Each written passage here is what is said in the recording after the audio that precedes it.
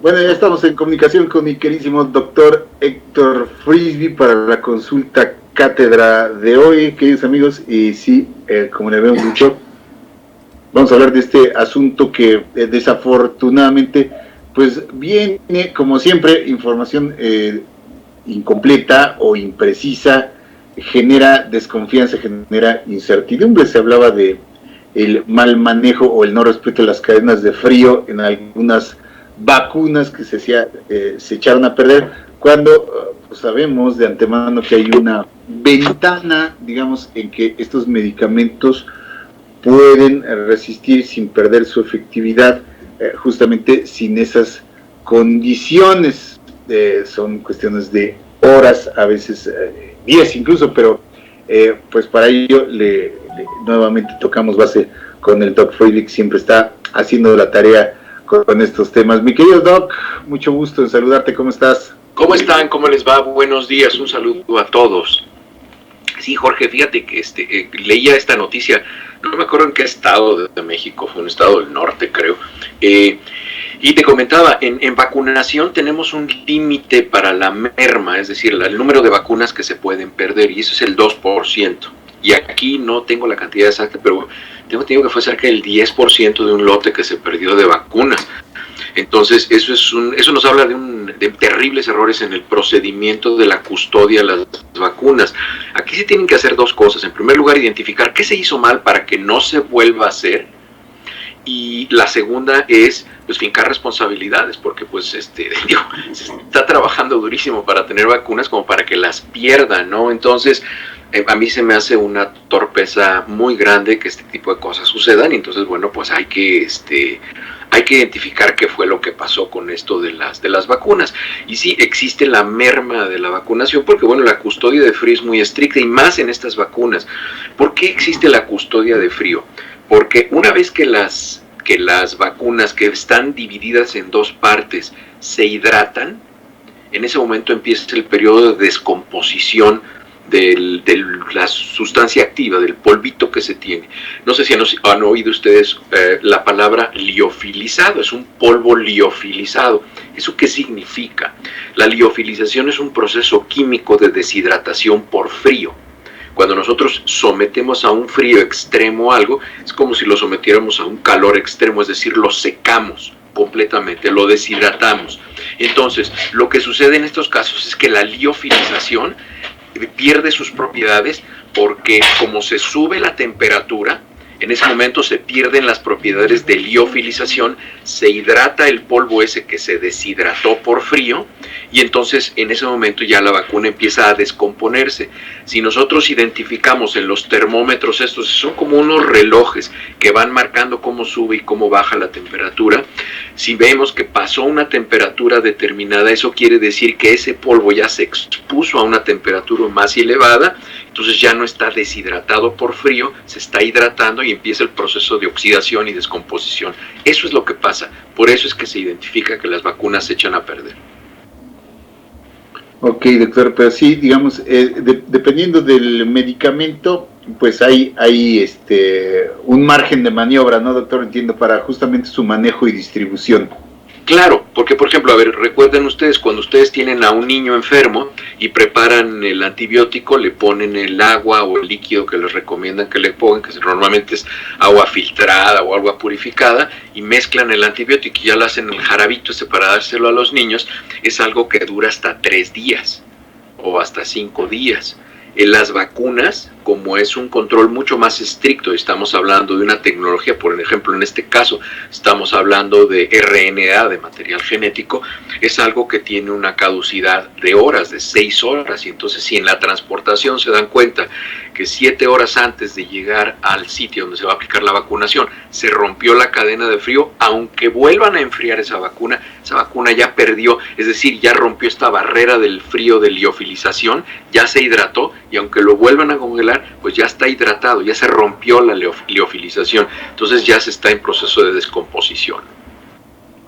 Ok, doctor, pero entonces para que la gente sepa, si hay obviamente estos protocolos en los que se mantiene vigilado el medicamento, pues tener la confianza de que la vacuna que se le va a aplicar está dentro de los márgenes de el cuidado para mantener su eficacia, es decir, que no va a ir la gente, y en todo caso, como dicen, si esta vacuna tuvo un manejo inadecuado, no es que al aplicárselo lo vaya a matar, ¿no? Simple y sencillamente esa vacuna a lo mejor puede ser menos efectiva o pierda eventualmente su eficacia, no es que le vaya a hacer daño o le vaya a provocar un problema mayor de salud, doctor.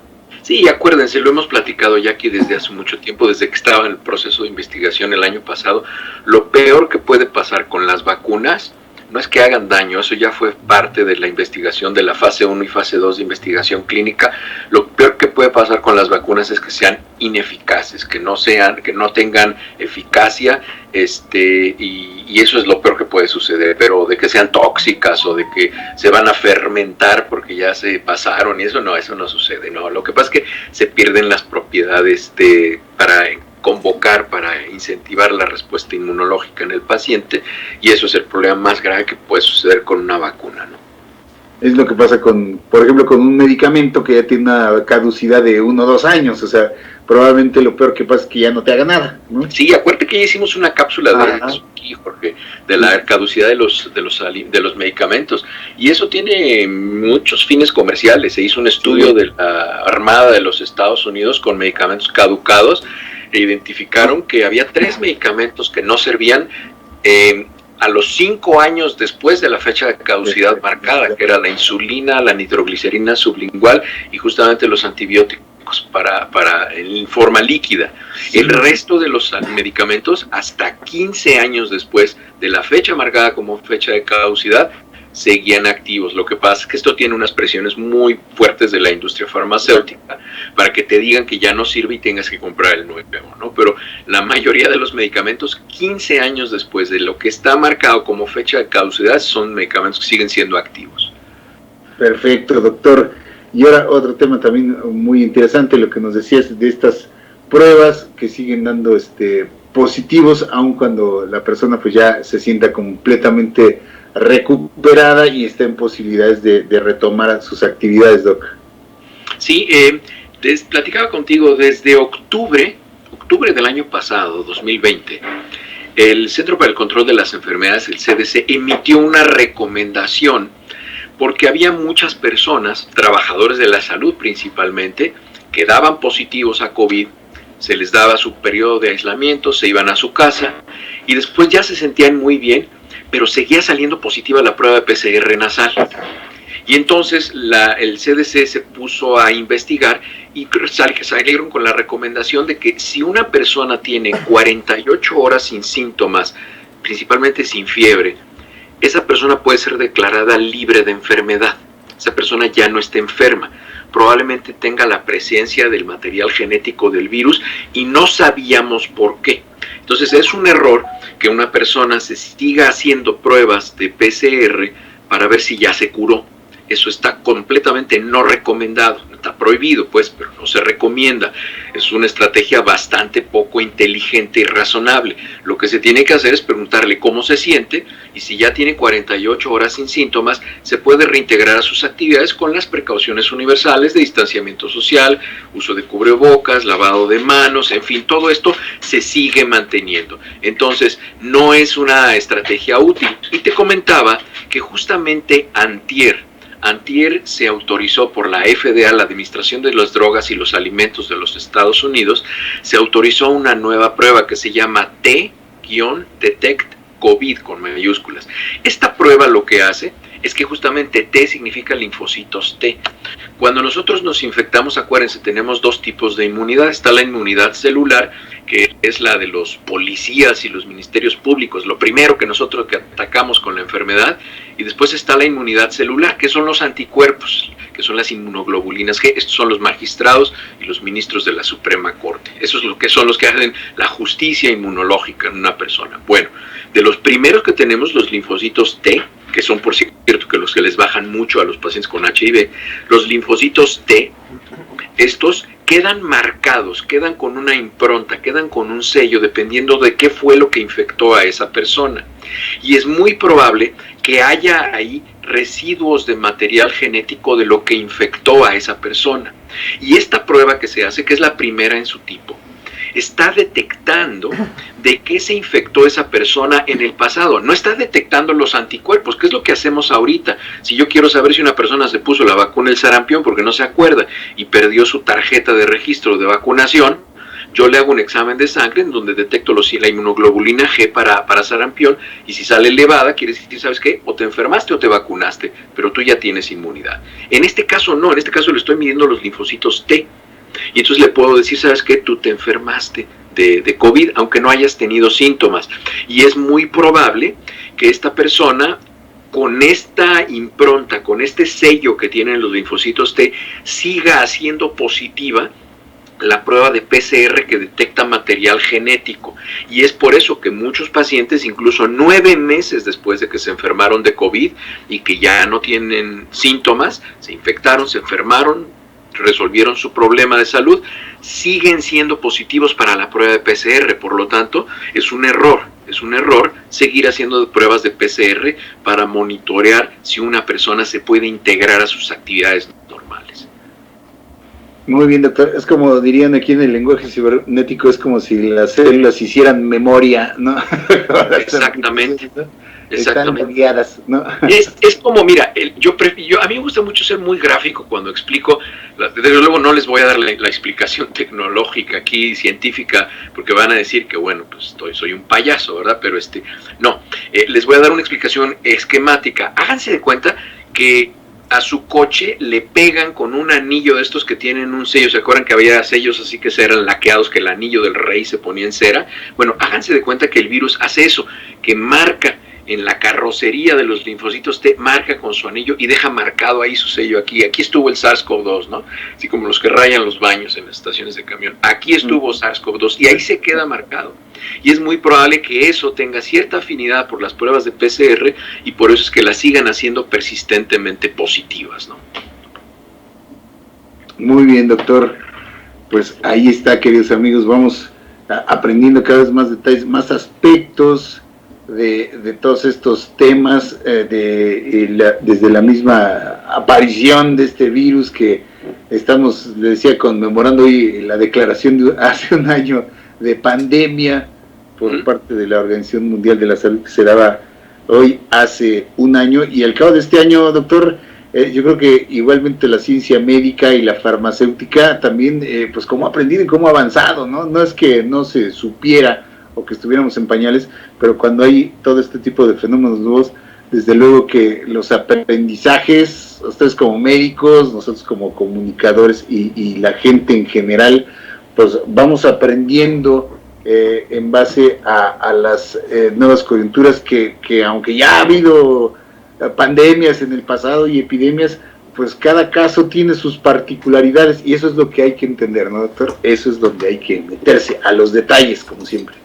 Claro, aunque los conceptos, tiene razón, aunque los conceptos generales son los mismos, pero en particular SARS-CoV-2, que causa la COVID-19, tuvo una conducta atípica, tuvo una conducta inusual. Hay que recordar que los coronavirus están identificados, no que estén entre nosotros, están identificados desde 1964 como las primeras causas de infección de vías aéreas superiores de muy baja intensidad que se resuelven espontáneamente.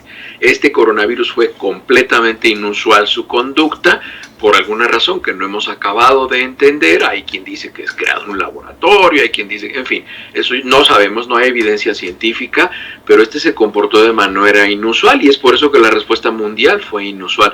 Pero sí vamos aprendiendo, y a mí ya saben que a mí aprender me apasiona mucho, y para mí ha sido un año muy interesante, además que he tenido la oportunidad de participar en campañas de difusión, en campañas de información en la salud, que a mí me parece que debería ser una materia de las escuelas. Ustedes nada más imagínense el alto nivel de complejidad de las decisiones que va a tomar la gente si tuviera una clase en la primaria que les dieran educación para la salud. pero una educación bien dada, sin sesgos políticos, sin tonterías de ese tipo, ¿no?